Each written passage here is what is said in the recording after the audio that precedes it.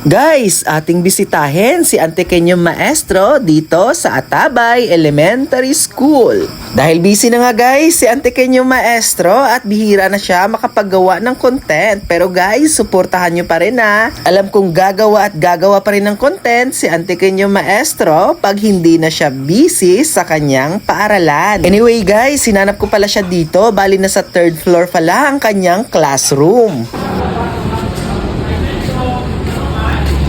So guys, welcome dito sa room ni Sir Joey Francisco. Ito guys, wala siyang estudyante ngayon. Ito, napakaganda ng kanyang classroom.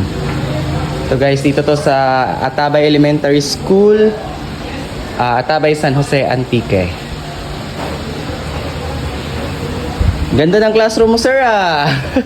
Kamusta ka dito, sir? Okay na. Busy? Wala pang movement. Ayan guys, napadalan tayo dito kay Sir JB.